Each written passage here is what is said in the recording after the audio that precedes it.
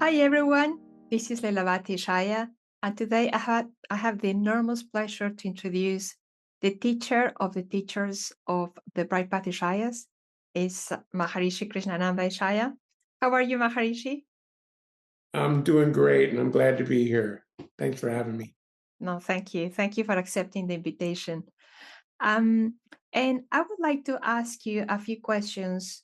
One of them is, what inspired you to create this book? Dear teacher, letters from modern day monks. Yeah, I was in my journey years and years ago. Um, I was very hungry for truth, and for 25 years, uh, I kind of chugged along seeking truth and only discovering mentions of it in books. So I bought books and books and books on being conscious, on being awake, on experiencing union, etc. And any book that had silence in the title, I bought that book. So I had an enormous library, none of which were creating any sense of peace for me. Mhm. And so one of the things that I had discovered was, and it was part of my hesitation on my journey, was that when you would read um, uh, information or knowledge or quotes about the ancient gurus, you could recognize that they had a rich experience.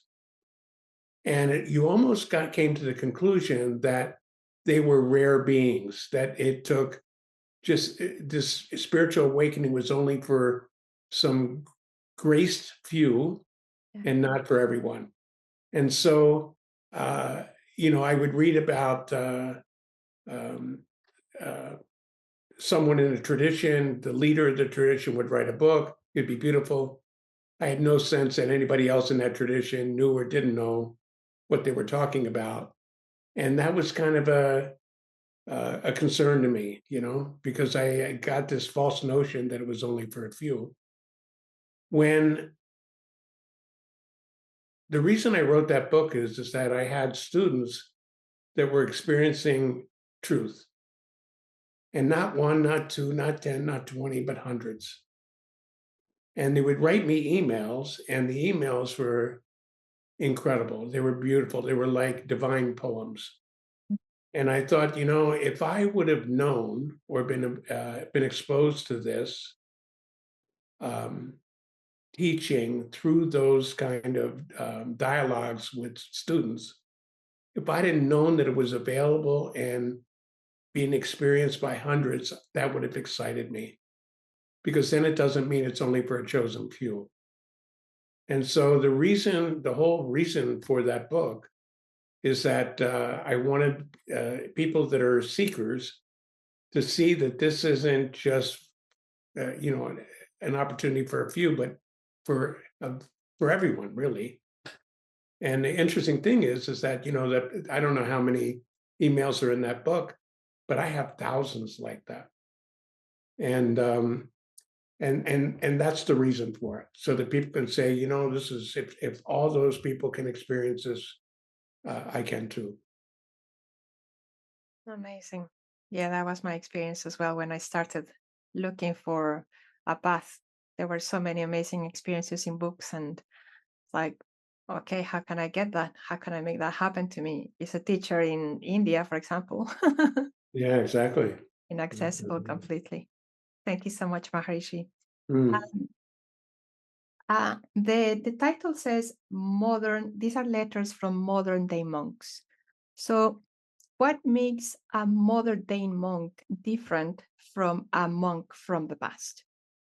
A whole bunch of years. No, And more wrinkles. no, the whole notion and history of monks was that it was a group of individuals that renounced the world. They renounced everything and went to a monastery, and they had given up their life entirely. And so they gave up their wealth, they gave up their any attachments they had to anything. They were all gone. They left their families and friends. everything behind. That's not what we do as Ishayas. You know, we don't renounce everything, number one. Number two, we don't leave our family and loved ones to go live in a monastery.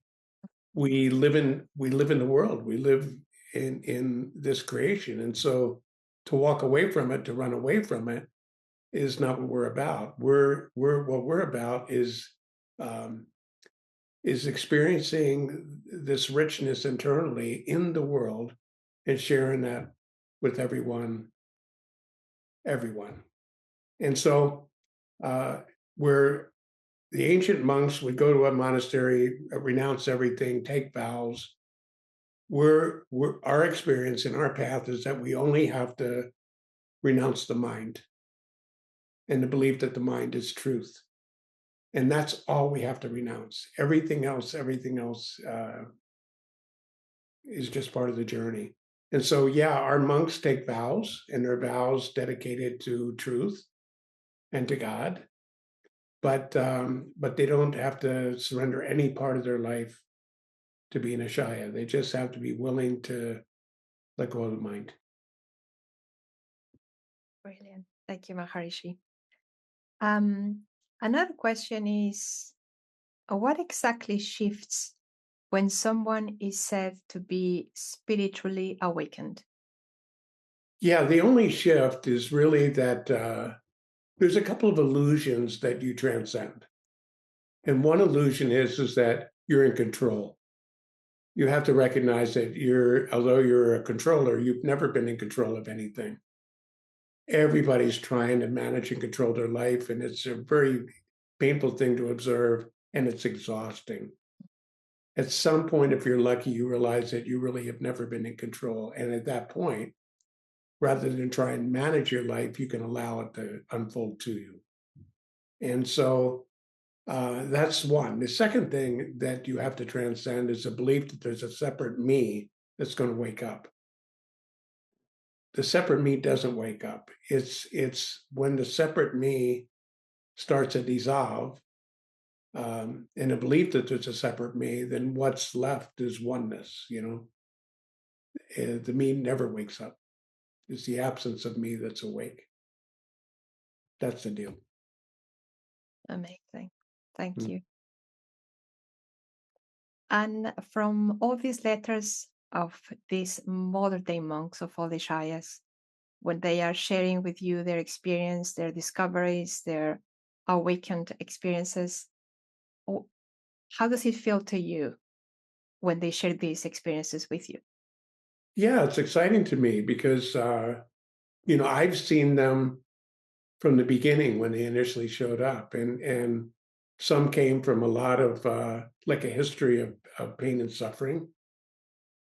Some had very, very difficult lives, and every one of them had a story that they invested a lot of money in. And the story is not necessarily a positive, happy, uplifting fairy tale. The story we kind of carry through our life is about the tough times. And so I knew all of them when they were carrying that experience, and to be able to see where they are now, being absolutely willing to let the story go and experience what you're reading about there is wonderful. It's beautiful. Amazing. Thank you, Maharishi.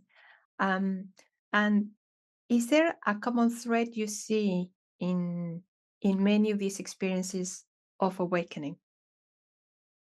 Well, I think the common experience is that they've let go. They let go of the thinking. They've let go of the attachment to thought, and and rather than live their life with their awareness going outward, they're living their life with their awareness going inward, and that is the common thread with all.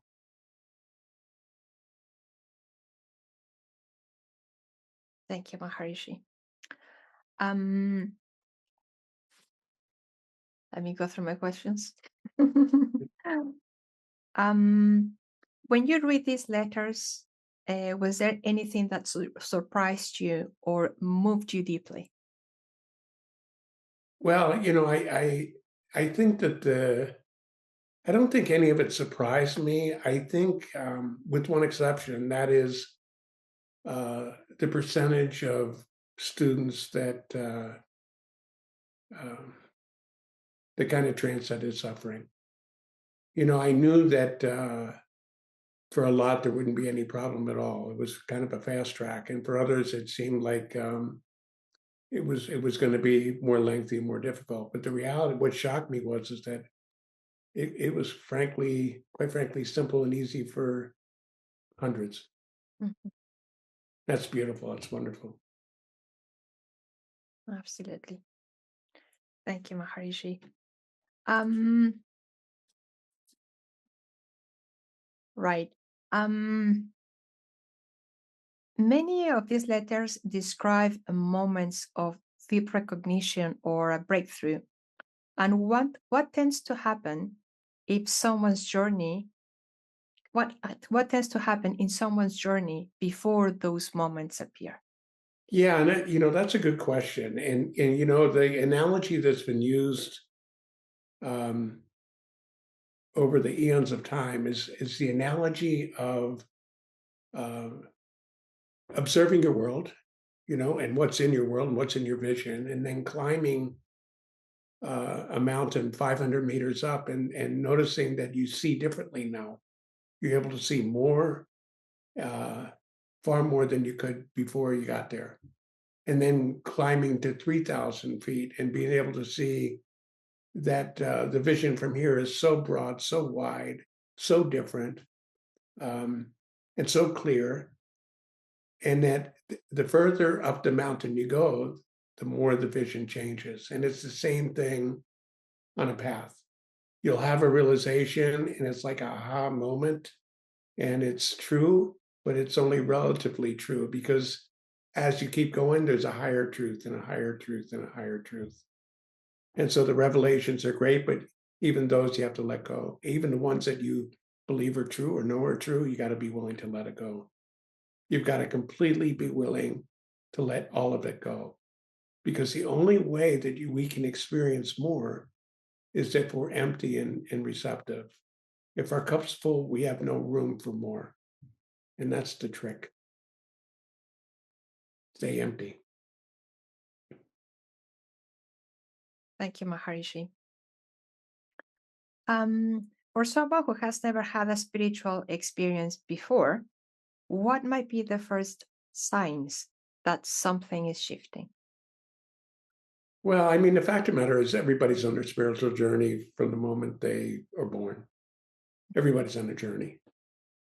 Um, the key point for anyone on their journey, really a significant moment, is when they believe and feel that there has to be more to life than what they're experiencing. That they look at the life and they say, it just can't be about being born, coping, and dying. There has to be more than this. And at that moment, that's a key moment where all of a sudden what you're doing is saying to the universe, show me more. And everything starts to quicken them.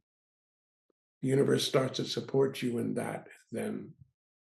And that's a key moment for everyone. Amazing. Um, and what role does a teacher play in someone's awakening journey? Well, the teacher's a very important part of it. I would encourage anybody that's serious about their path and has a burning desire to wake up to find a teacher. And because what you're really doing with the teacher is you've created a teacher so that something outside of you can show you what you need to let go of to be what you've always been. The teacher doesn't give you anything new. The teacher doesn't give you enlightenment. Uh, the relationship with the teacher is such that the teacher is helping remove those things that keep you from knowing what you've always been. You know, And that's a critical thing. And, we have a funny thing about spiritual teachers, um, but if you wanted to be a heart surgeon, you have no problem finding a teacher and learning from that teacher how to do heart surgery. I wouldn't want to go to a hospital and have somebody operate on me that didn't have good instruction on their path. It's the same thing with a spiritual path. You know, we try to do it ourselves. We try to do it ourselves. And if we're really lucky, we realize that's not working. And we create something in the outside that can help. And that's the deal with the teacher. Thank you, Maharishi. Um, if someone reads this book, Dear Teacher, is also available in Spanish, Mhm. right in Amazon for everyone watching this interview. If someone reads this book and has never meditated before or explored spirituality, what do you hope they will take away from it? I hope that it will generate some passion. It will show them that there's potentially a different way of being and living. That there's an opportunity perhaps to live in constant awe of all of this. And that would be my hope from people reading the book. The fact of the matter is that we need inspiration.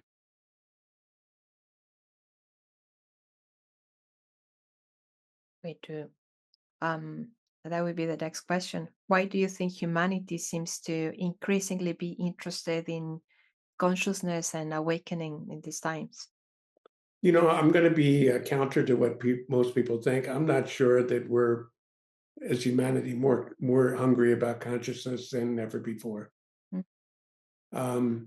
I think that um, the amount of humans that are really hungry to wake up are no more than there were 100 years ago.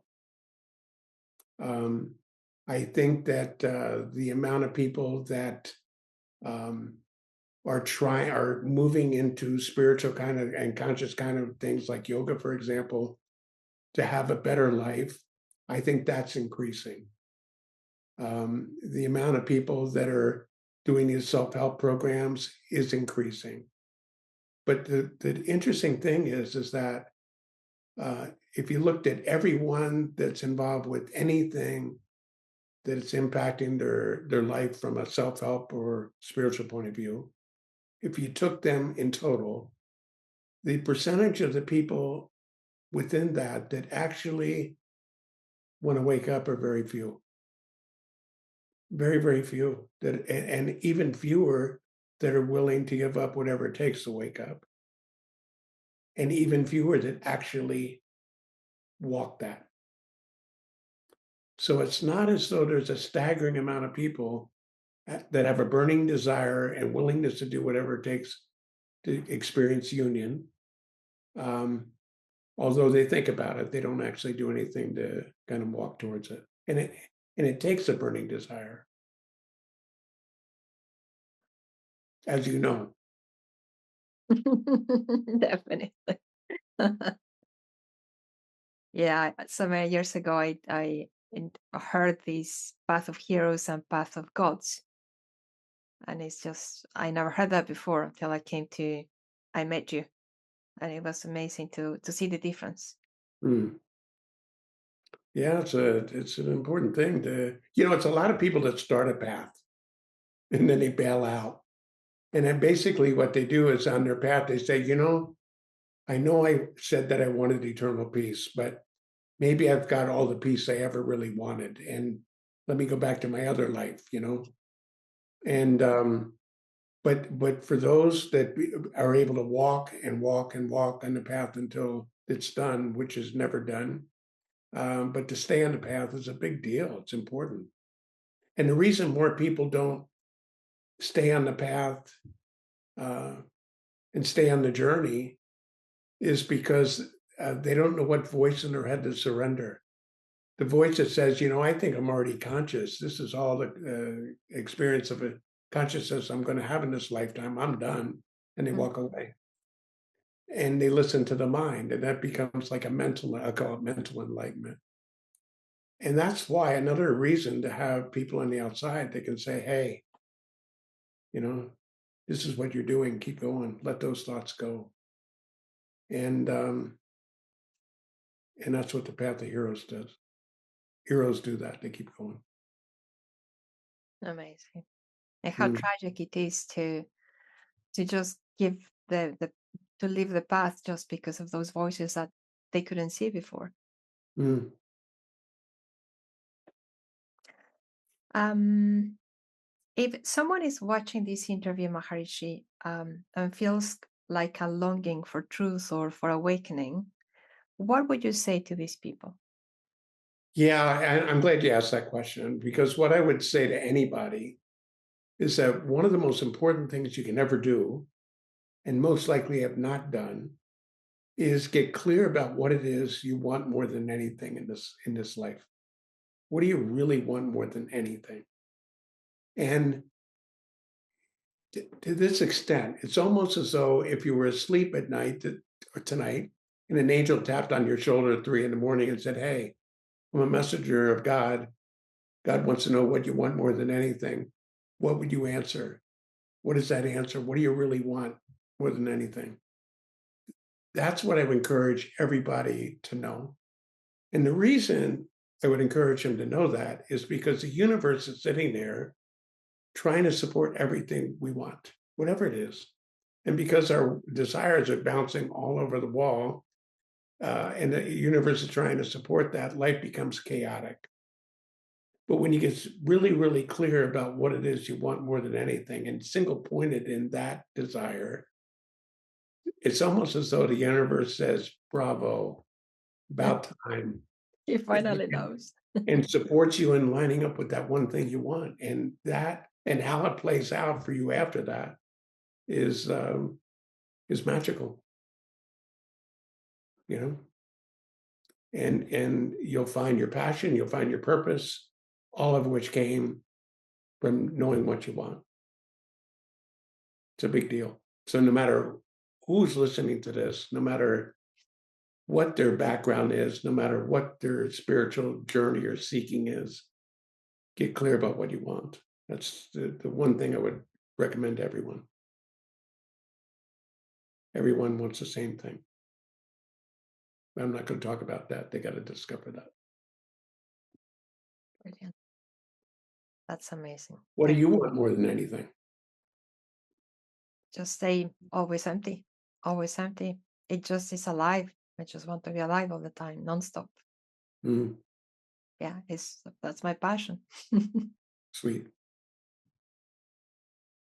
And then all the benefits that you reap from that experience are just endless.